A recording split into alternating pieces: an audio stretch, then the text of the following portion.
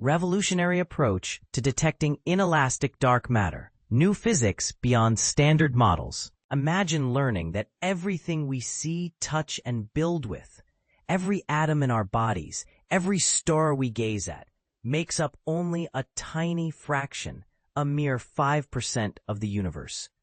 Stunning as it sounds, this means nearly 95% of the cosmos is an enigma. Roughly 27% is a mysterious substance called dark matter, and a staggering 68% is dark energy. Scientists and everyday people alike are continually amazed at how much of existence is still a puzzle we haven't solved. Of these cosmic mysteries, dark matter, DM, is especially intriguing. While it's invisible and undetectable by conventional means, the evidence for its existence is overwhelming. Our clues come from gravity, how galaxies spin faster than expected, how clusters of galaxies behave, the way large structures formed in the universe, and the uniform spread of cosmic background radiation. All these point unmistakably toward dark matter, but we don't know what it actually is. What's even more confusing is that despite decades of brainstorming and experiments, none of the models proposed to explain DM have nailed down its true identity. But here's where it gets controversial. A team of researchers from the University of São Paulo in Brazil has introduced a daring new concept, an inelastic dark matter scenario where DM interacts with ordinary matter via a unique carrier. A vector mediator similar to the photon, the particle responsible for electromagnetic force in light, but with a crucial difference: it has mass. This alternative route is designed to break through the limitations of previous searches. The details are available in a recent publication in the Journal of High Energy Physics. In our study, we examine a dark matter model built from a so-called dark sector, a realm of lightweight particles that interact weakly with the known ones from the standard model of physics, explains Ana Luisa Focal, a doctoral researcher at USP and the study's lead author. To grasp the breakthrough, you need to understand where the search for dark matter started. Originally, scientists hoped DM would be made of heavy particles, much heavier than an electron, even rivaling or exceeding the weight of the most massive particles we know. The logic was simple. These massive particles would escape detection because existing particle colliders, like the Large Hadron Collider, LHC, at CERN, weren't powerful enough to produce them. However, after years and countless LHC experiments, not a single extra particle outside the standard model has turned up. This left the scientific community at a crossroads, so researchers changed strategy. Instead of hunting for heavyweights, some began pursuing the opposite: ultra-light particles that hardly interact at all with regular matter. Since these interactions are so rare and subtle, spotting them requires experimental setups with unmatched precision, something called moving towards the intensity frontier. This is the part most people miss. In the quest for these elusive particles, scientists must refine their ability to measure even the faintest interaction, hoping to catch the tiniest hint or anomaly. Now, how could the right amount of dark matter come to exist in the first place? Fogel points to a key process known as thermal freeze-out. Here's how it works in plain terms.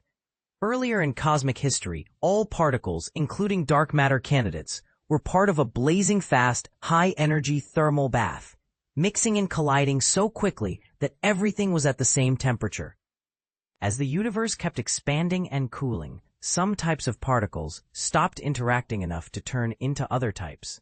They decoupled, and whatever quantity of them existed at that moment became essentially frozen in time, no longer changing. This process, called thermal freeze-out, is well known in physics because it explains the abundance of several ordinary particles, such as relic neutrinos. In simpler words, as the universe cooled off, the opportunity for dark matter to change or disappear dwindled, leaving behind just enough to make up the universe we see today. At least, that's what the theory says. The precise point when this decoupling occurred depends on how often dark matter collided with ordinary matter. a probability described by a quantity called the sigma cross-section. If sigma is very low, meaning collisions are rare, dark matter froze out too early and left behind lots of itself. If sigma is high, many collisions, most dark matter annihilated into regular matter and only a bit remained. If we're looking at lighter dark matter, it interacts with normal matter through a portal, basically an in-between messenger particle that allows communication between the two sectors. Importantly, a standard model portal cannot be too massive or the process fails. For example, the usual suspects, like the W and Z bosons of the standard model, are too heavy to do the job, so something new must be out there. And this is where the USP study leaps ahead. Their model introduces a special vector boson named ZQ. Think of it as a cousin of the photon, which transmits light and electromagnetic force. Except this cousin carries mass and has an additional trick. It can directly interact with particles from both the dark sector and the standard model.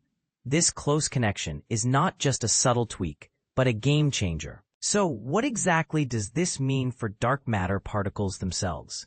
The model proposes two closely related particles, one stable, called Chi-1, believed to be the primary ingredient in DM, and one slightly heavier but unstable cousin, called Chi-2. Both interact with the ZQ mediator simultaneously, placing them into the intriguing subcategory of inelastic dark matter. This means the heavier particle, Chi-2, can decay into the stable one, Chi-1, sometimes along with familiar particles from regular matter. Here's where the controversy peaks.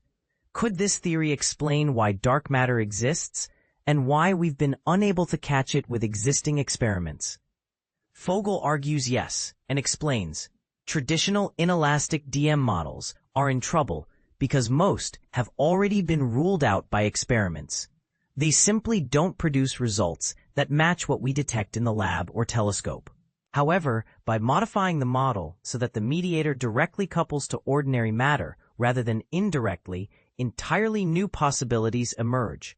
In their setup, the unstable Chi-2 is rare enough during crucial cosmic epochs like the recombination period shortly after the Big Bang that it doesn't disrupt the cosmic background radiation, nor does it leave behind signals detectable today.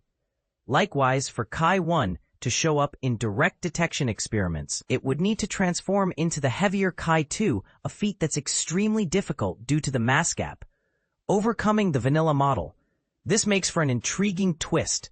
The so-called vanilla inelastic DM model, the plainest, simplest version with as few moving parts as possible, has already been largely excluded by experimental results. Most of its possible settings have failed to fit both the observed abundance of DM and detection limits. But what if a seemingly modest adjustment could rescue the whole idea? That's what this new study claims.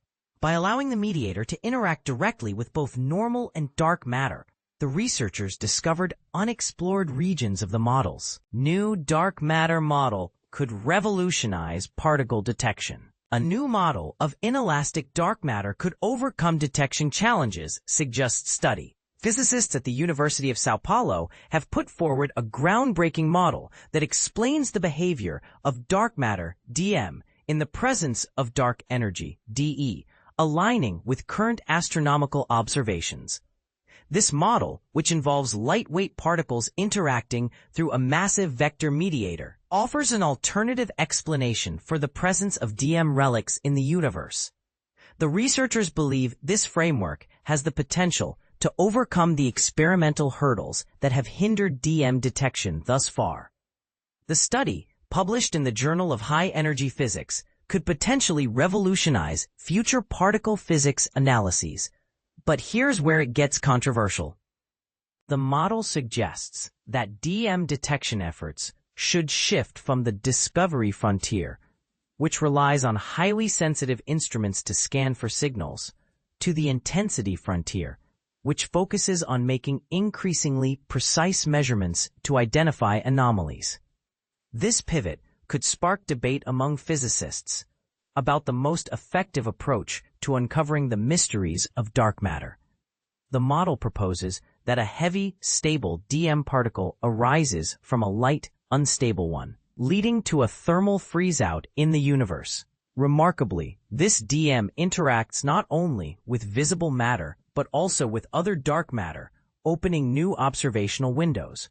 To explain why DM has evaded observation thus far, the model suggests that the unstable DM particle, character 2, decays into species that do not disturb the cosmic background radiation, CBR, thus avoiding detection. The study also introduces the concept of ZQ-induced vector mediators, which act as light portals connecting the dark sector and standard model SM particles.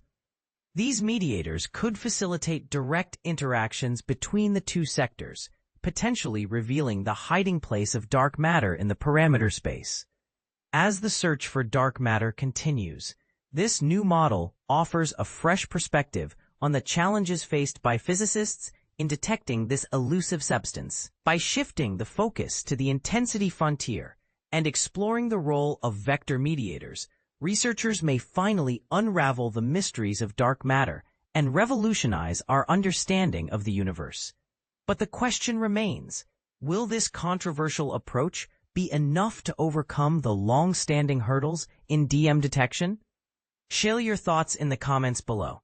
Dark Matter's Mysterious Origins, Exploring Mirror Worlds and Cosmic Horizons. Imagine a universe where invisible matter, dark matter, makes up 80% of all matter, yet we know almost nothing about its origins or particle nature. This mystery has puzzled scientists for decades, but recent studies by Professor Stefano Profumo at the University of California, Santa Cruz, offer intriguing new perspectives.